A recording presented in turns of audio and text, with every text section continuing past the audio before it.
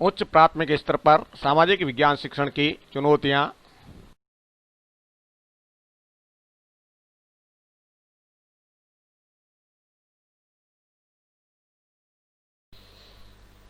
आज का जो विषय है वो है डीएलएड द्वितीय वर्ष के विद्यार्थियों के लिए सामाजिक विज्ञान शिक्षण। और प्रकरण है उच्च प्राथमिक स्तर पर सामाजिक विज्ञान शिक्षण की चुनौतियां। आप सभी जानते हैं कि सामाजिक विज्ञान शिक्षण का उद्देश्य यह है कि हम समाज में एक जातिविहीन समाज का निर्माण करें, धर्मनिरपेक्ष समाज का निर्माण करें, वर्ग विहीन समाज का निर्माण करें। लेकिन विश्व का कोई समाज आज असमानता की व्यवस्था से अछूता नहीं है। प्रत्येक समाज में असमानता का स्वरूप अलग अलग हो सकता है, जैसे जेंडर असमानता, जाति की असमानता, आर्थिक असमानता, धार्मिक विभिन्नता आदि। भारत में भी धर्म, जाति, वर्ग आदि को लेकर बहुत विभिन्नताएं मिलती हैं। विचारों के आधार पर यहाँ पहली सदी से लेकर 21वीं सदी के लोग मिल जाएंगे।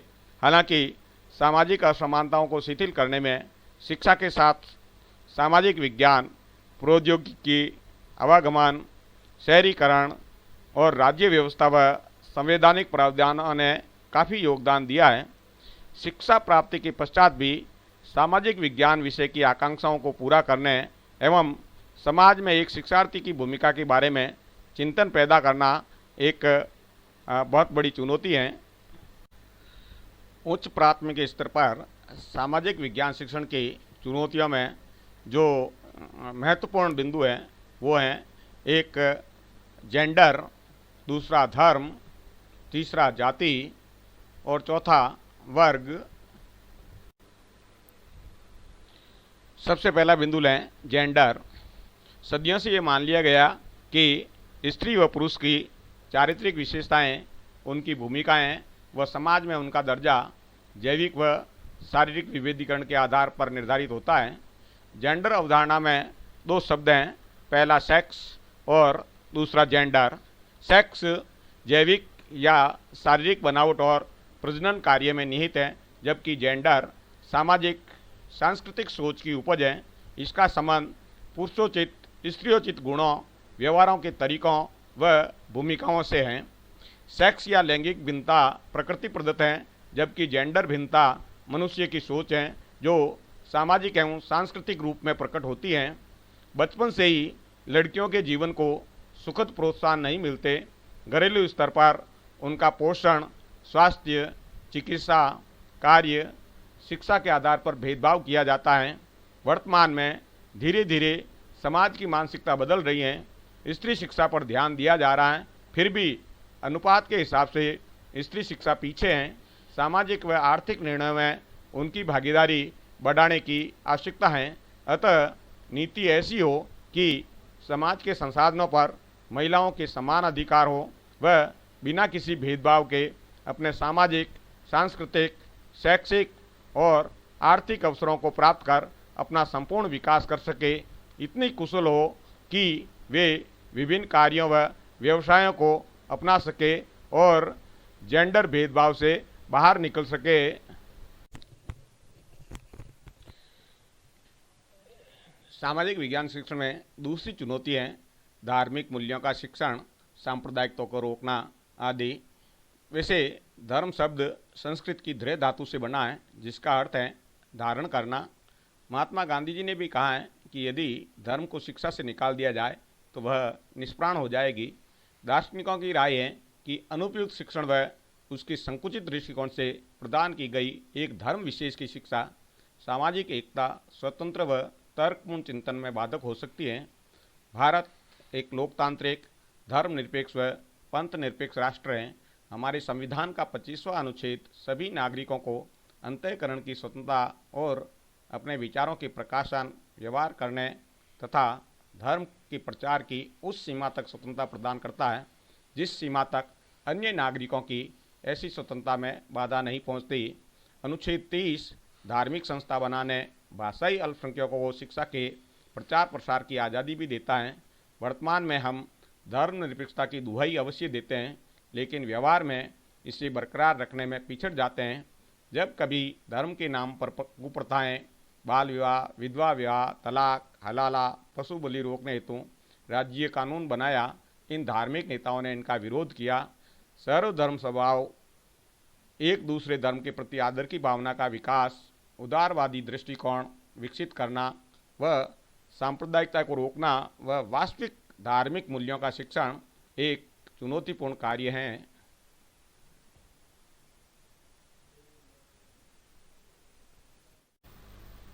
सामाजिक विज्ञान शिक्षण में तीसरी सबसे बड़ी चुनौती है जातीय व्यवस्था। हमारे देश में जो जाति व्यवस्था है, एक आनुवंशिक संगठन के रूप में एक बंद वर्ग है जो समाज में एक समान रक्त संबंधों से बना हुआ। यह व्यवस्था ऊंच नीच की श्रेणी में बटी हुई है। इसका आधार जन्म व व्यवसाय है और आज की तारीख में व्यक्ति के जीवन में परंपरागत जाति व्यवस्था का हस्तक्षेप कई रूपों में मिल रहा है। व्यक्ति के जीवन में परंपरागत जाति व्यवस्था का हस्तक्षेप निम्न रूपों में विद्यमान है। पहला, व्यक्ति की सामाजिक परिस्थिति का निर्धारण जाति से ही होता है। व्यक्ति को जो मानसिक व सामाजिक सुरक्षा और संतोष परंपरागत जाति व्यवस्था में ही मिलता है। व्यक्ति का व्यवसाय का निर्धारण जाति के आधार पर तय होता है। व्यक्ति के व्यवहारों पर नियंत्रण जाति व्यवस्था के तहत है। धार्मिक आस्था और विश्वासों की रक्षा परंपरागत जाति व्यवस्था से ही होती है। सांस्कृतिक मूल्यों की रक्षा व हस्तांतरण का कार्य जाति व्यवस्था से ही किया जाता है। जीवन साथी के चुनाव का जो मुद्दा है वो भी जाति के तहत ही किया जाता है। आजकल राजनीतिक लामबंदी के माध्यम से राज्य की सुविधाओं की मांग परंपरागत जाति व्यवस्था और वर्ग संगठन के आधार पर की जाने लगी है।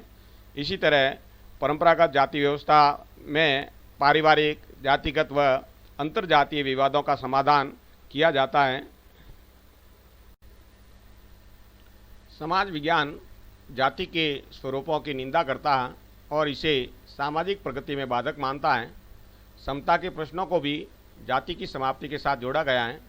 जाति समाज की जकड़न है जिससे विद्यार्थी और शिक्षक दोनों प्रभावित होते हैं। इसीलिए शिक्षा की एक बड़ी चुनौती जाति निरपेक्षता के आधार पर शिक्षण है। समाज विज्ञान जातिविहीन परिवेश को स्वीकार करता है। ऐसी परिस्थितियों में जाति के संदर्भों को सही परिप्रेक्ष्य में प्रस्तुत करना कभी कभी परेशानी भरा हो सकता है। किसी जाति की श्रेष्ठता का बखान अथवा विशिष्ट जाति की निंदा जातिवाद की भावना को विकसित करती है। शिक्षण कार्य में इस ऊंच नीच की भावनाओं को समाप्त करना इतना आसान नहीं है। कक्षा से बाहर समाज में जातिवाद के आधार पर परिवेश विद्यमान है। यह परिवेश जातिवाद की मानसिकता को पैदा करता है और बढ़ावा देता है। इस परिवेश को बदलना शिक्षण की एक बहुत बड़ी चुनौती है। सामाजिक विज्ञान शिक्षण में चौथी बड़ी चुनौती है वर्गविहीन समाज की स्थापना करना। जाति व्यवस्था में धीरे धीरे विखंडन की प्रक्रिया प्रारंभ हुई, लेकिन उसके स्थान पर समाज के एक बड़े समूह में वर्ग व्यवस्था ने स्थान लेना प्रारंभ कर दिया है। वर्ग निर्माण का जो आधार है वो है समान हित या समान आर्थिक गतिविधियां और व्यावसायिक गतिविधियां होता है। आधुनिक शिक्षा, औद्योगिकरण और व्यावसायीकरण वर्ग व्यवस्था के आधार हैं। इसके कारण ही है जो समाज विभिन्न वर्गों में बढ़ता जा रहा है। प्रारंभिक वर्ण व्यवस्था जो धीरे धीरे जाति व्यवस्था में परिवर्तित हो गई थी, अब वही वर्ग का रूप धारण करती जा रही है।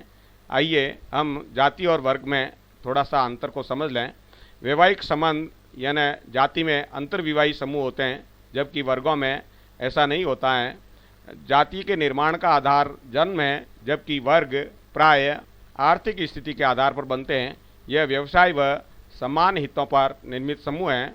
जातियों में परंपरागत व्यवसाय निश्चित होते थे, किंतु वर्गों में ऐसा नहीं है।